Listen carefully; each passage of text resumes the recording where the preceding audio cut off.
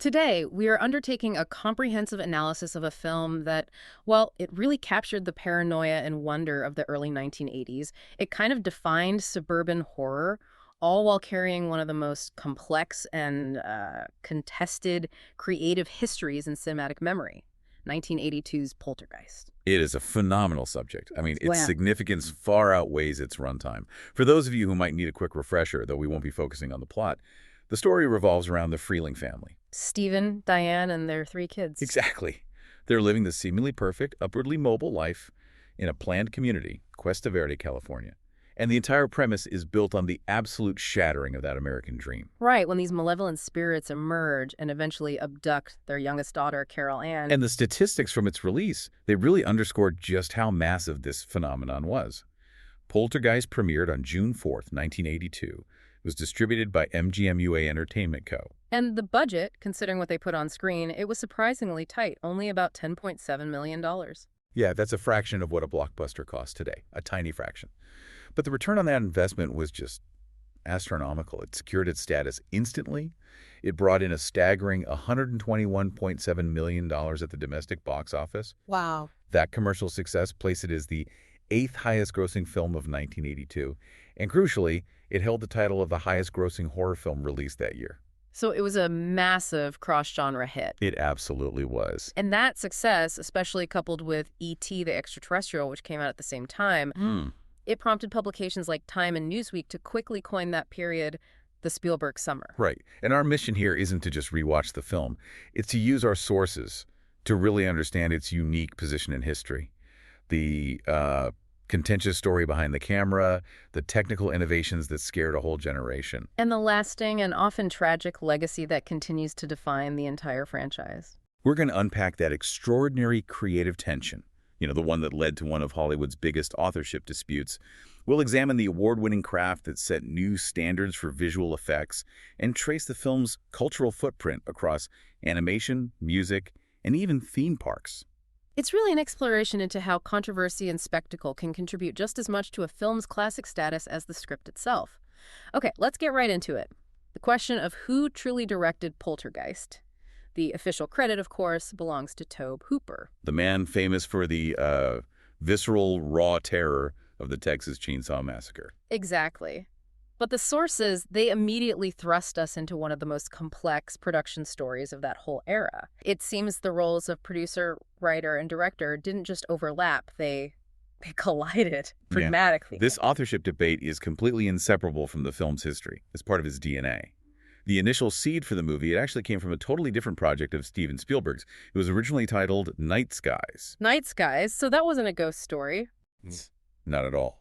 Spielberg conceived of Night Skies as a darker, much more horror-based follow-up to his big 1977 hit, Close Encounters of the Third Kind. It was about malevolent alien invaders. Okay, so a complete pivot. How did we get from aliens to ghosts? Well, when Spielberg brought Hooper on board, Hooper suggested that, given his own background in that kind of grounded psychological horror, they should collaborate on a ghost story instead. One focused on a family. Yes, a quintessential American family being terrorized in their own home. Spielberg loved the concept, and that's how Poltergeist was born. But what immediately complicated everything was a massive contractual constraint on Spielberg. He had that rival studio contract, right? Exactly. He had a contract with Universal Studios that explicitly prevented him from directing another film while he was making E.T. the Extraterrestrial.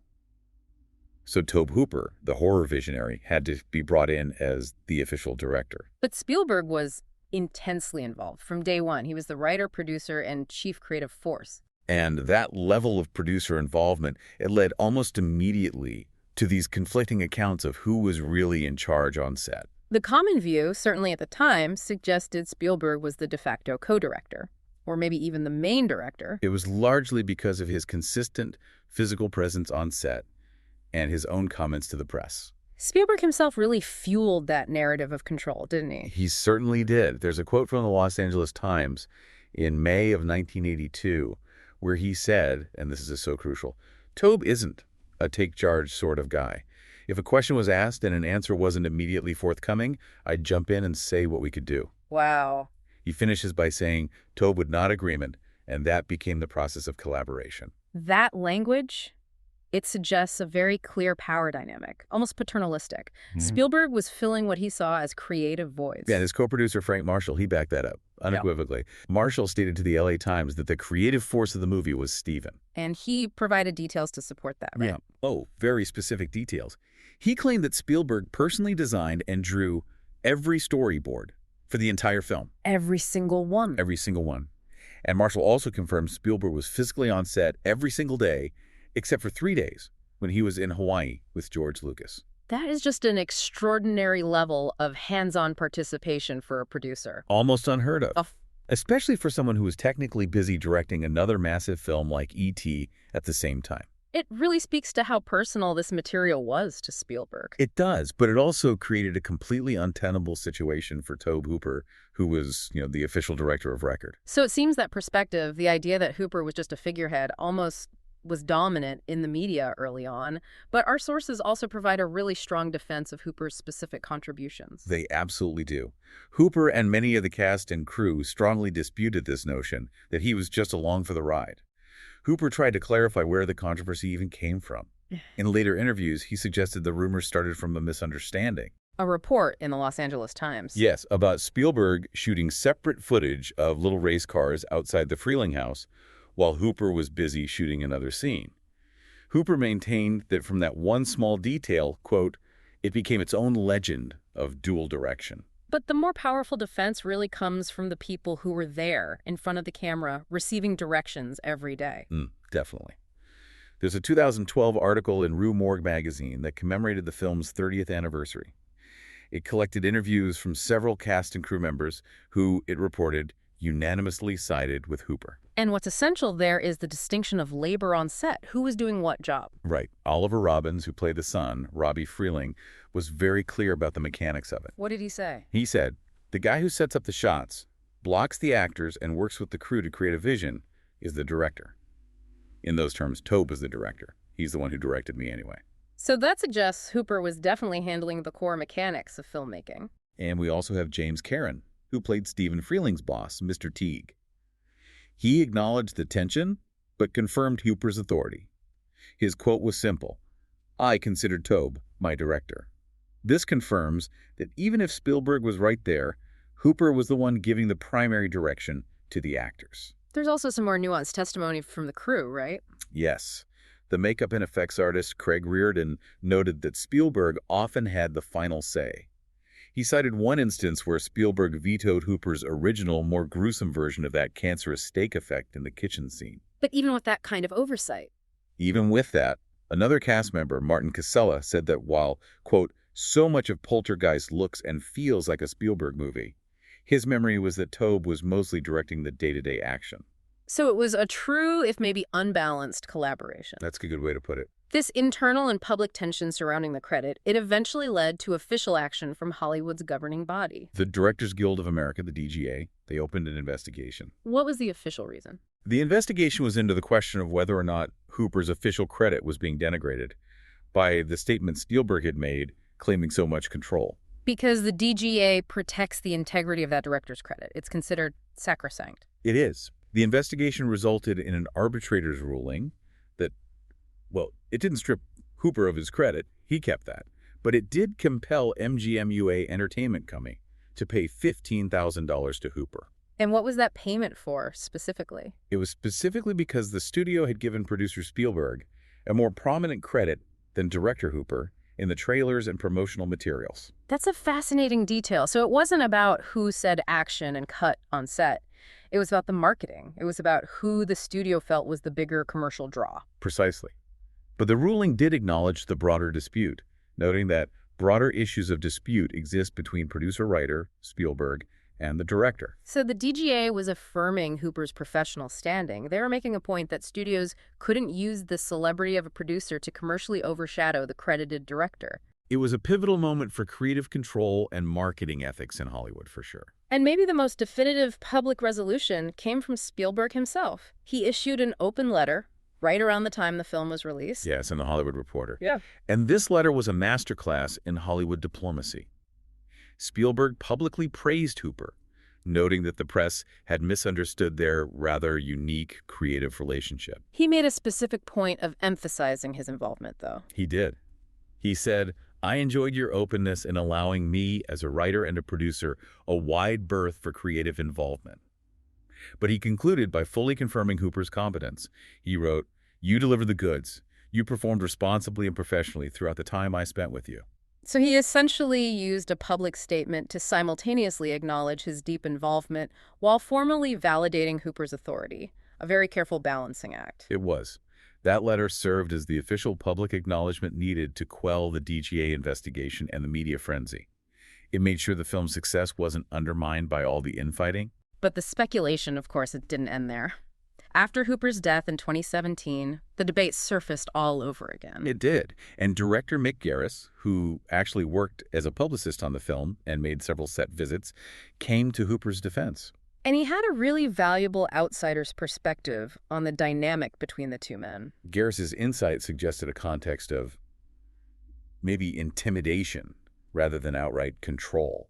He confirmed that Tobe was always calling action and cut, and emphasized that Hooper had been deeply involved in all of the pre-production. So Garris argued that Spielberg wasn't malicious or controlling, but just overwhelmingly enthusiastic. Yes. And that changes the framing, doesn't it? If Spielberg is just intensely excited, what pressure does that put on a director like Hooper, who is on his first major studio film? Garris summed up that impossible position. He did. He said, "You're on your first studio film, hired by Steven Spielberg, who is enthusiastically involved in this movie. Are you going to say, stop that? Let me do this?" Garris ultimately concluded that Tobe's vision is very much realized there. And Tobe got credit because he deserved credit. So the final product is a testament to that chaotic mix. Hooper's raw horror sensibility and Spielberg's blockbuster architecture. It raises an important question about the future of creative control. Yeah. Does the final product, this distinctive hybrid classic, does it transcend the identity of the person who ultimately yelled action? It seems the friction itself, that blending of Hooper's raw, visceral energy with Spielberg's polished, family-centric aesthetic, is precisely what created the unique tone that resonated so deeply. The conflicting forces, far from destroying the film, may actually be why it has such a singular, powerful feel. It feels safe enough for a family audience, but dark enough to deliver genuine scares. A very tricky balance. Moving now from the boardroom arguments and all that creative tension to the sound stages, let's look at the talent that brought this story to life. And of course, the cutting-edge technology that burned it into our collective memory. The foundation, of course, was that incredibly relatable family, the Freelings. The casting was just crucial because you, the audience, you needed to believe in that family unit before all the chaos erupted. The parents were so perfectly played by Craig T. Nelson as Stephen Freeling, The perpetually stressed real estate agent father. and JoBeth Williams as the highly sensitive, intensely maternal Diane. And Williams's performance, her deeply emotional performance, it earned her a Saturn Award nomination for Best Actress.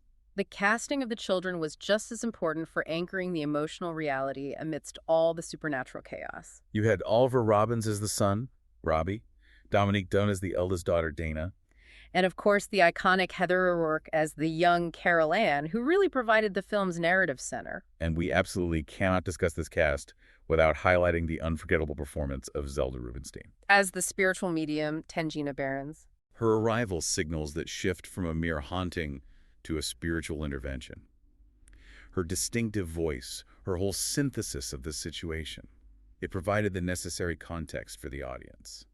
And her contribution was recognized with a Saturn Award win for Best Supporting Actress. So while the cast made the horror emotionally resonant, the film's lasting visual power came directly from its technical achievements. The special effects were overseen by Richard Edlund at George Lucas's legendary Industrial Light and Magic, ILM. Which demonstrates a commitment to cutting-edge visual effects, usually reserved for science fiction blockbusters, not horror films. And that commitment definitely paid off in industry recognition. The film won the prestigious BAFTA Award for Best Special Visual Effects. It also earned a nomination for the Academy Award for Best Visual Effects, which, in a great piece of irony, it lost to its summer competition. To its sister film, E.T. the Extraterrestrial. Exactly.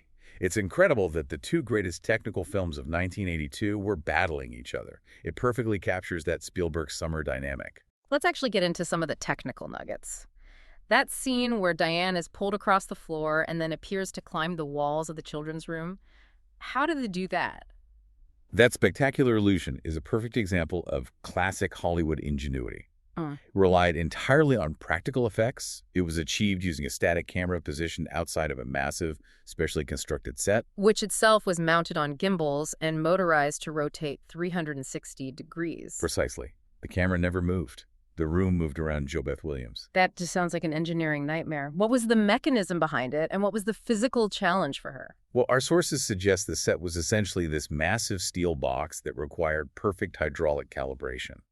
When the scene begins, Williams starts walking on what is the floor, but as the set rotates, the floor becomes the wall. So she has to maintain her balance and her performance while gravity is literally shifting all around her. Exactly. It was incredibly demanding physically, requiring precise timing and causing significant disorientation. It was an homage, right, to an older film.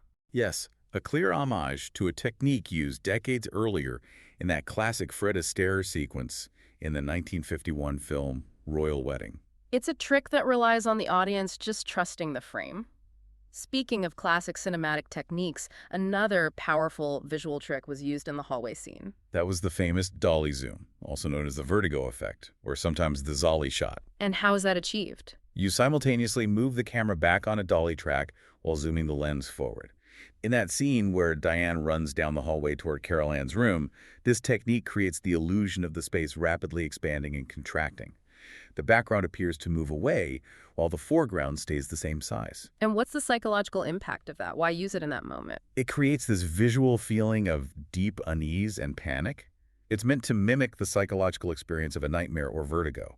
It visually underlines the film's core theme. The home, what should be the safest space, is actively distorting and betraying the family. It amplifies Diane's panic. The space is literally fighting against her attempt to reach her child. But maybe the most complicated effects weren't structural, but atmospheric. Specifically, making the light from Carol Ann's closet portal feel alive. Spielberg recalled that the lighting effects used in that closet were arguably the most complex practical setup in the entire production. They employed a massive combination of lighting elements to create that chaotic, energetic glow. Like what? Strobes, bright spotlights they called Las Vegas spots, and large fish tanks filled with water placed in front of the lights. For diffusion. Exactly, to provide different kinds of organic diffusion to the beams. And beyond the light itself, they needed to make the entire environment feel dynamic, right? Absolutely. They needed movement, not just light. Mm. They used 4 very large wind machines, all operating at once. The intention, as Spielberg recalled, was that they wanted the light to live. They wanted it to feel like a breathing, unpredictable spiritual force interacting physically with the room. It shows a genuine commitment to tactile, immersive effects rather than just relying on post-production digital manipulation. And finally, a massive, indispensable component of the film's atmosphere and success was the crucial role of Jerry Goldsmith's Oscar-nominated score. Goldsmith's score is widely regarded as a masterpiece of supernatural cinema. It works specifically with Spielberg's direction for profound emotional effect, not just to score jump scares. And Goldsmith worked exclusively with Spielberg on the music during post-production. Yes, which is another clear indication of Spielberg exercising his creative vision in areas where those contractual constraints didn't apply. Goldsmith described Spielberg as very articulate about music. So what specific thematic elements did they develop together? They developed multiple distinct leitmotifs, or recurring themes, designed to reflect the film's complex layers. First and most recognized is the lullaby, Carol Ann's theme. That deceptively innocent melody. Crafted to represent the blissful suburban life of the Freelings and the innocence of Carol Ann, it acts as a grounding element before the chaos. So that theme is almost a symbol of the idyllic life that's being threatened? Precisely. It's the theme of safety and normalcy. And you contrast that with the second major theme.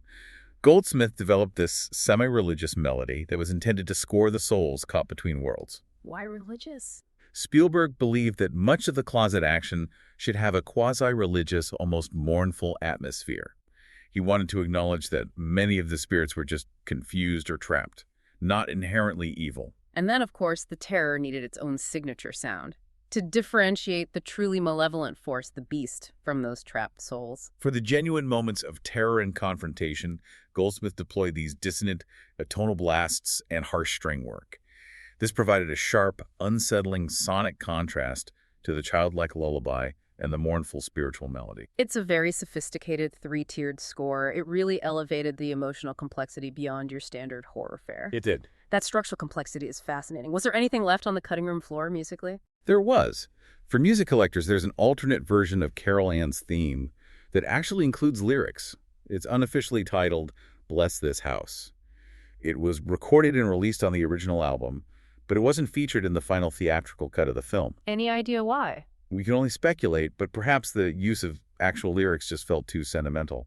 Maybe it was too far removed from the horror element and disrupted the tension they were trying to build. If we connect all this to the bigger picture, the reason this film resonated so deeply across the cultural spectrum is because it successfully married that high-tech spectacle with fundamental, deeply relatable American anxieties. It made the supernatural feel like a deeply personal consequence of corporate overreach.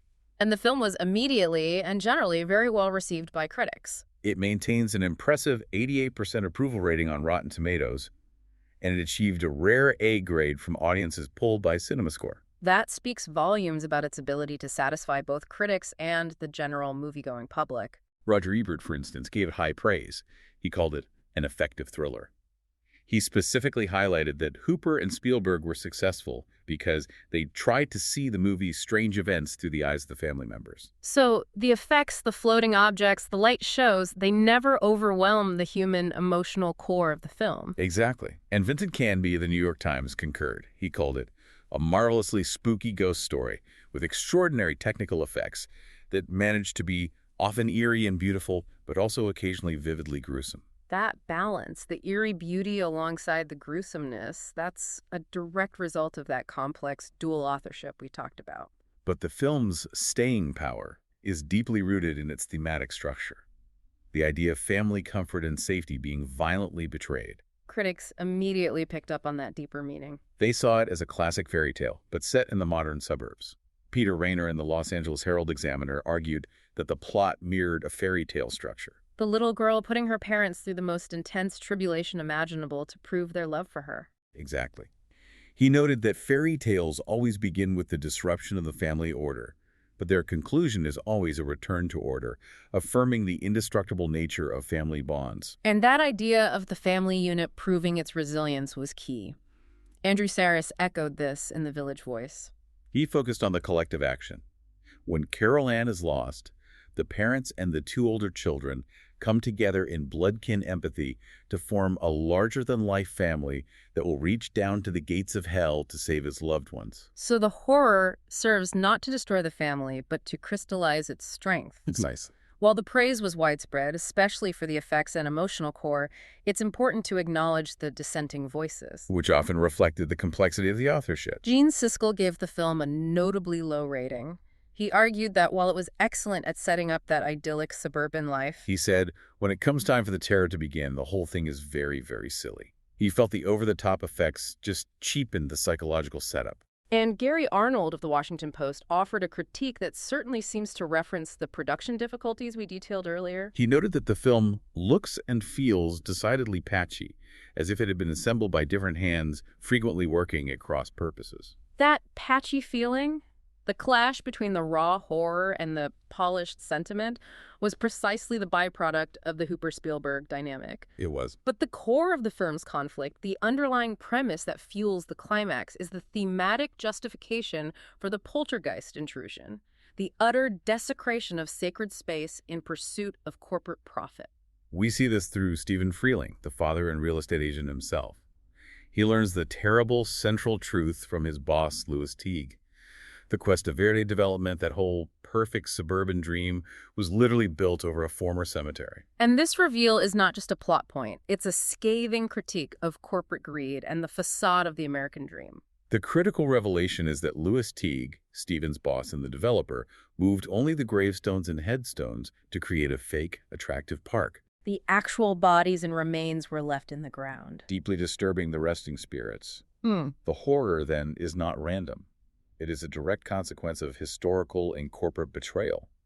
And this fuels that spectacular, gruesome climax. Correct. The haunting crescendos spectacularly when skeletal corpses erupt violently from the ground in the backyard and the flooded swimming pool excavation. That visceral scene provides the explicit thematic reason for the haunting and the urgent need for the family to flee a property built on lies and disrespect. The poltergeist is essentially the karmic backlash against unchecked development. It really is. Despite losing all three of its Academy Award nominations, Best Original Score, Best Sound Effects Editing, and Best Visual Effects to E.T. in a clean sweep. Poltergeist certainly received major recognition that cemented its standing in genre history. It secured its standing by winning 3 Saturn Awards, confirming its status in the science fiction and horror community. Best Horror or Thriller Film, Mm-hmm. Best Makeup, and Best Supporting Actress for the iconic Zelda Rubinstein. It also holds a permanent spot on the American Film Institute's 100 Years.100 Zerial Thrills list at number 84.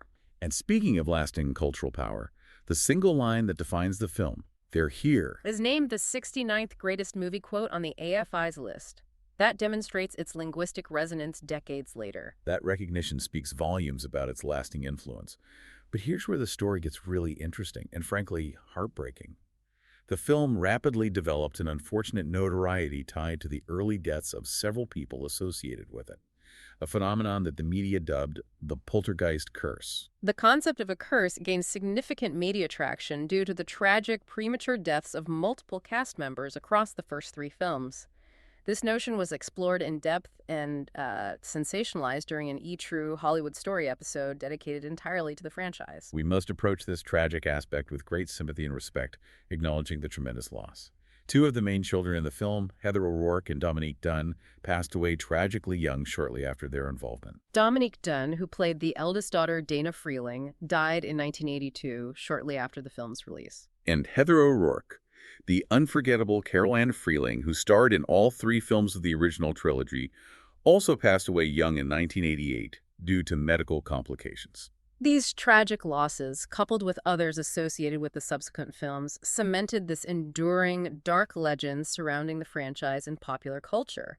It created a narrative of supernatural misfortune around the film's production. Shifting now to the cinematic continuation of the story, the original film spawned 2 sequels and a remake, though none managed to recapture the original's unique blend of emotional core and technical precision. Poltergeist 2. The Other Side followed in 1986, and Poltergeist III was released in 1988. What's crucial to understand is how the sequels fundamentally altered the origin of the evil, which inadvertently lost the thematic power of the original. That's right, the original's horror stemmed from that grounded thematic critique of the disturbed cemetery bodies, a consequence of greed. But the sequels pivoted entirely away from that. Poltergeist II introduced a completely new mythology. Yes. It revealed that the evil entity was tied not to disturbed graves, but to a sinister cult leader named Henry Kane, who had led his religious sect to their doom in the 1820s. He sealed them in an underground cavern. And the cemetery was explained to be built above this cave where Kane and his followers met their ends. Kane's spirit, often called the Beast, was the primary villain, seeking to control his flock even in death. This shift takes the horror from a modern suburban critique to a classic supernatural struggle against a specific demonic entity. Exactly. And Poltergeist III continued this spiritual battle, finding Carol Ann, the sole original family member remaining, living in an elaborate Chicago skyscraper. Kane follows her there, using the building's decorative mirrors as portals to the earthly plane. And the commercial viability of the story remains strong today.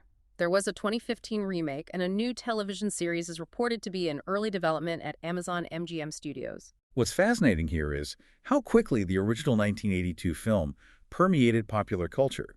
It became a recognizable shorthand for suburban supernatural chaos. Its resonance is visible everywhere, particularly in animation and comedy. The sheer volume of parodies demonstrates its iconic status. Bad Dream House, the very first segment of The Simpsons' annual Treehouse of Horror Halloween specials. Is a detailed and direct parody. The floating objects, the light in the closet, the disappearance of the child, it's all there. And Seth MacFarlane's animated series are especially keen on homages. The 2006 Family Guy episode Poltergeist is entirely devoted to the theme. That episode specifically uses the Freeling family premise. Peter Griffin's backyard construction uncovers an Indian chief's skull, leading to a poltergeist invasion. And that parody actually draws the thematic link between suburban construction and historical injustice even more explicitly than the original film did. That episode went deep, too. It Yeah. used some of the exact musical cues from Jerry Goldsmith's original score and painstakingly recreated several of the film's most famous scenes, like the tree attack. American Dad also parodied the film in its episode Poltergasm, where the character Roger plays Ruby Zeldestein. Which is a highly humorous and specific nod to Tangina Barons. And beyond animation, the film influenced music and themed entertainment globally. The horror punk band Misfits based their 1997 song Shining directly on the film. The chorus is centered explicitly on the refrain, Carol Ann, Carol Ann. And demonstrating its commercial power decades later, the film became the subject of popular, elaborate walkthrough attractions at both Universal Studios Orlando and Hollywood's annual Halloween Horror Nights event. Which proves that even 40 years on, the visual iconography of the Freelings Haunted House remains highly potent and marketable. Before we conclude, we should dedicate some time to the novelization by James Caan. Right. While most of the audience only experienced the final theatrical cut, the novel offered a radically different, deeper look into the world the filmmakers created. Caan adapted the film from the original screenplay, and while the film focuses mainly on the immediate, terrifying experience of the Freeling family, the book leaned much more heavily toward expanding the philosophical and psychological dimensions of the haunting. A key difference was the relationship between Tangina Barons and the parapsychologist Dr. Lesh. In the book, their dynamic is significantly fleshed out. It reflects a more complex scientific versus faith dialogue, with Dr. Lesh being far more skeptical. And Tangina provides these lengthy internal monologues about the nature of the spirits and their trapped state. We mentioned the kitchen scene earlier. The novelization didn't shy away from graphic psychological horror. Not at all. The brief scene in the film where Marty peels his face back becomes a much more prolonged, gruesome psychological torment in print. In the book, Marty is frozen in place and skeletonized in a far more elaborate, chilling sequence involving imagined spiders and rats consuming him before he's returned to normal. Which shows the novel felt free to pursue the raw terror that maybe Hooper was aiming for before Spielberg polished the final cut. And the novelization also added entirely new canon elements that never made it to the screen, deepening the Freeling family's mythology. Most significantly, it introduced a benevolent spiritual figure known as the Waiting Woman. This spirit acted as a protector for Carol Ann while she was held captive in the spirit world, providing a layer of spiritual complexity that was absent from the final film. That not all entities crossing over were hostile. Right, and Caan added a scene where Robbie mysteriously discovers the iconic clown doll in the yard during his birthday party, essentially giving the clown an origin story that links it to the curse of the house. So synthesizing everything we've looked at, the history of Poltergeist is truly a tapestry woven from unprecedented creative controversy, massive technical genius, and enduring human tragedy. We explored that fraught relationship between Hooper and Spielberg, the groundbreaking special effects, like the elaborate rotating set and the complex light work that captured America's imagination, and the tragic yet influential legacy that cemented the film as a cultural touchstone, something far beyond mere horror. And this raises an important question for you to think about. If the conversation around a film, including the debates over its authorship, the engineering of a spectacle, and the tragedies that surround it, is often more memorable and discussed than the intricacies of its plot, does the identity of the credited director truly matter to the audience enjoying its lasting effect? The Poltergeist experience proves that the surrounding cultural phenomenon is a powerful engine of immortality for a work of art. The power of that suburban nightmare and that simple line, "They're here," continues to resonate because it touched a deep nerve about the safety and sanctity of home in the face of corporate betrayal. This knowledge base really spans genre history, technical filmmaking, and cultural sociology, making it a truly compelling subject. We hope you gained a new, expansive appreciation for the complicated story behind this 1982 classic. Thanks for listening.